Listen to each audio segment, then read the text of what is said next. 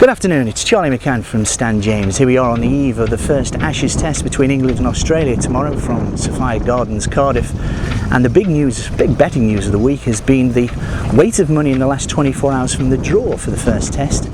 There is a bit of rain forecast on Saturday, but really not enough, you would imagine, to alter the odds, and as a result, it would appear that the Australians, who are going to be weakened with the withdrawal less than 24 hours ago of Brett Lee with this rib injury, is going to miss at least the first test and possibly the second test.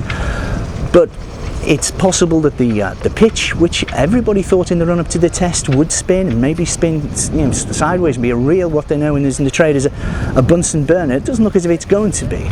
It looks as if it may be a flat pitch, and as a result, punters latched onto that 7-4. It's now an 11-8 shot. Australia, we can't give them away. Stan James, we can't give Australia away for the first test. They remain odds on for the series, which seems a slight contradiction, but they're now out to 2-1. Outsiders of the three possible results, and England are steady at around about 13-8.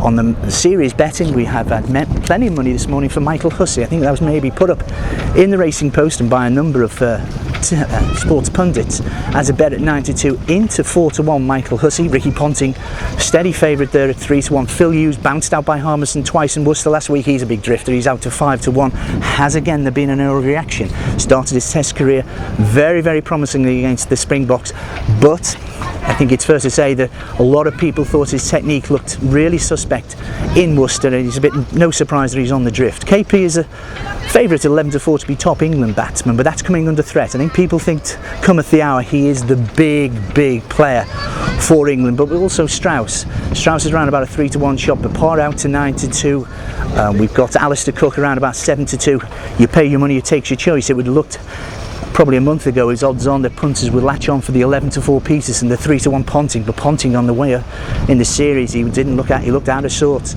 but he is probably still, I would imagine, the best batsman in the world, and I can't look past Ponting. I must say 3-1. My own personal bet as well for maybe the top Australian bowler is Peter Siddle. He's around about a 7-2 shot. I think he will be the surprise package rather than Mitchell Johnson. Everyone's talking about Mitchell Johnson, left arm over, he can swing it in, but Siddle bowled really well against the South Africans during the Australian summer, and I think he's going to be a big threat, big heavy ball. He will be right onto the England batsman, a bit like Flintoff for England. A lot of England's chances, of course, surround Flintoff, and he's back to full fitness, I believe. Is his batting going to be good enough? He's going to bat 7 for England rather than 6. 6 will come in the wicketkeeper Pryor. Will his technique stand up to being number 6? I think it's a fascinating series, I must say. 4-1, the drawn series. I think there's nothing between these two teams. If you think there's absolutely nothing between the teams, 10-11 England, 10-11 Australia, 2-1 England, why not take the 4-1 the draw? That would be my, on the eve, less than 24 hours before the toss